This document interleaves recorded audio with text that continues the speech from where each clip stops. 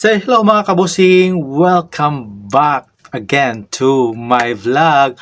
For almost 3 weeks mga kabusing, hindi po ako nakapag-upload po sa aking YouTube channel.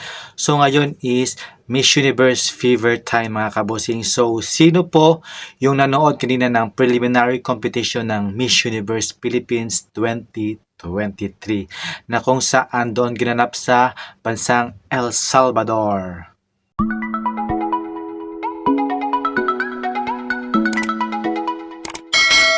So ayan mga kabosing, welcome back again. So hola, buenos dias mga amigo, amiga po.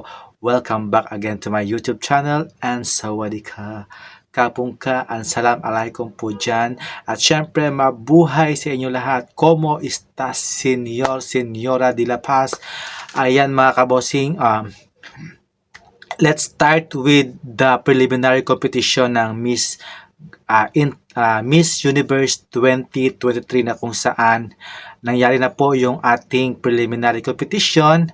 So kaninang morning yata yon, pero natutulog pa ako noon, pero pagising ko is nanood po ako ng preliminary competition nila, kung sino yung mga nag-stand out sa kanila at syempre yung makakapasok sa aking final prediction ng Miss Universe 2023 top 21 na sa akin, kasi may isang nakapasok kasi masyado kasi mahirap pag kung sino yung makapasok makabosing sa top 20, pero yung binigay ko is top 21. So pag-uusapan natin ngayon is yung about sa kanilang presentation, about sa kanilang stage. Is okay na okay sa akin yung kanilang stage. Masyadong siyang glossy at syempre LED, tsaka masyadong clear na clear mga kabosing yung kanilang stage mga kabosing. At syempre yung host naman is okay na okay sa akin, kaya lang is hindi masyadong energetic, tsaka hindi masyadong alive, tsaka yung kanilang sounds is hindi masyadong malakas, mahina, tsaka nakakaantok talaga yung kanilang sounds mga kabosing. So let's begin for our top 21 mga kabosing. Let's begin to number 21 is yung si Canada mga kabosing.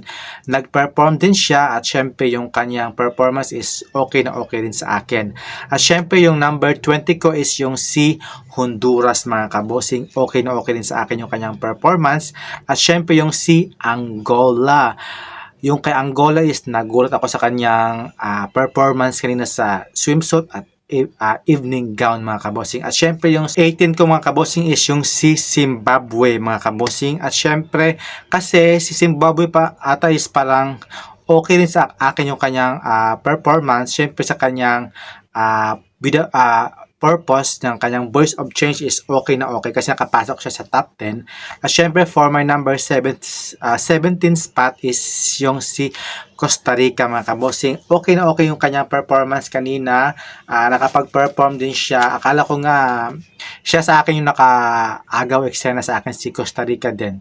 At syempre yung number 16 ko is yung si Nepal. I don't know kung makakapasok siya sa top 20, pero I hope so na makakapasok siya kasi ang dami niya talagang fans doon sa mga Latina, sa Latin country. Chinichare si Miss Nepal. At syempre for number 15 spot is yung si Dominican Republic. Although na okay naman yung kanyang performance, kaya na kasi yung sa kanyang camera angle hindi niya ata nakita yung mga kung saan pupwesto, at syempre yung camera hindi niya masyadong nakita siguro kaya nagmamadali siya. At syempre for my number 14 spot is yung si Canada mga kabosing. Okay na okay sa akin yung kanyang performance. Solid na solid din yung kanyang swimsuit at evening gown mga kabosing. At syempre yung si for number 13 spot is yung si South Africa. Okay na okay din sa akin yung kanyang performance at syempre yung kanyang evening gown maganda rin.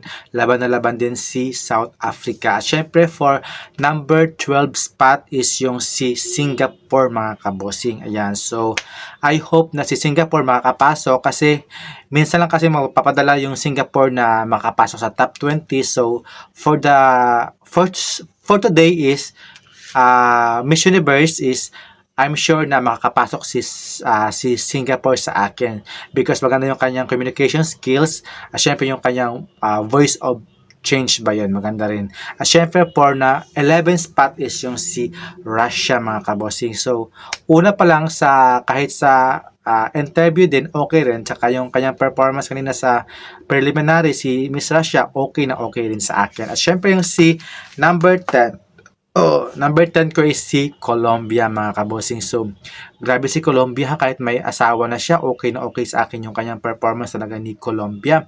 So, yun talaga yung nakapasok sa akin si Colombia kasi yung kanyang aura talaga kahit nanay na siya, meron siya sexy rin niya pa rin mga kabossing at syempre yung kanyang communication skills, okay din sa akin.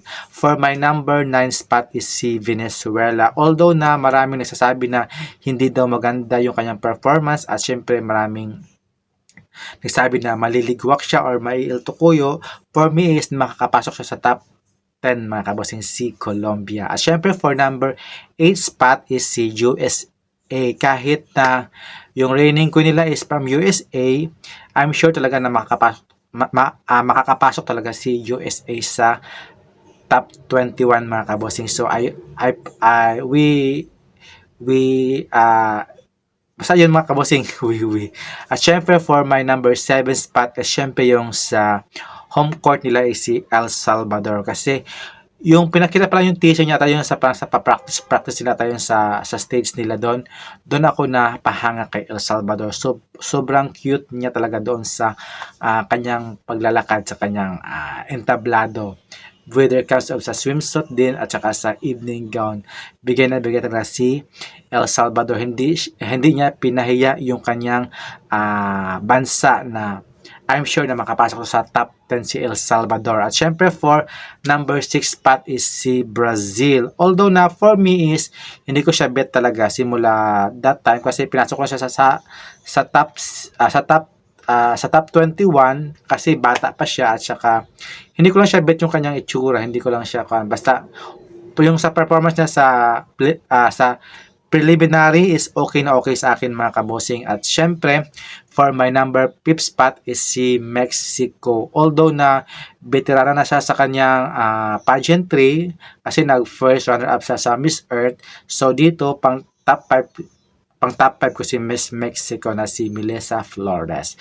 At syempre for my 4th spot is si Puerto Rico mga kabosing. Although na siya din yung nag first runner up sa supranational, pero pasok sa akin sa top 5. Pang number 4 ko siya si Puerto Rico kasi maganda rin yung kanyang angle sa swimsuit at saka sa evening gown niya. Tsaka okay na okay. Tsaka maganda rin si Puerto Rico. At syempre for number 3rd spot is si Thailand mga kabosing. Although na sabi ng mga vloggers or mga kando sa mga comment nag-downgrade si Thailand, for me is kasi malakas lang yung laban ni Thailand.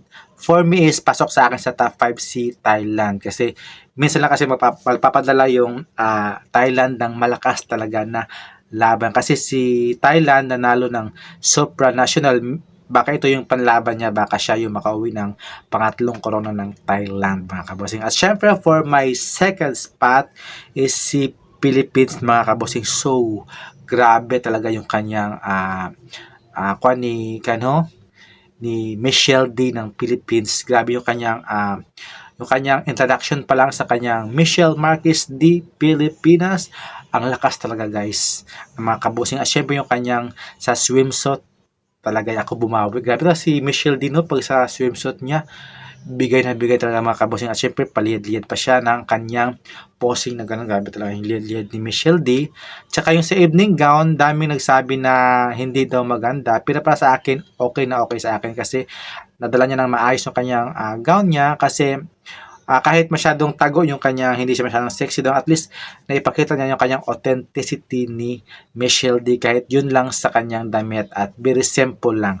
At syempre for my number 1 spot is si Nicaragua mga kabosing. So ayan si Miss Nicaragua, maganda sa akin yung kanyang performance at okay na okay sa akin mga kabosing. So pasok sa akin sa number 1 spot si Nicaragua at I hope na kasi nung sa kanyang kan pa lang sa pagpakilala sa introduction tsaka yung sa swimwear niya at saka sa evening gown, the best talaga. So, nakasmile talaga ang ating yung si Miss Nicaragua mga kabossing. So, I hope na this 5 is will enter to the top 5 until finals mga kabossing. So, what do you think mga kabossing? Sino-sino yung mga gusto nyo makapasok sa semifinalist? Comments down below. At kung sa top 5 ko po is totoo, same ba tayo ng ating top 5? Comments down below mga kabossing, and don't forget to like and subscribe, and see you mga kabossing. Have a nice day. Bye bye, keep safe.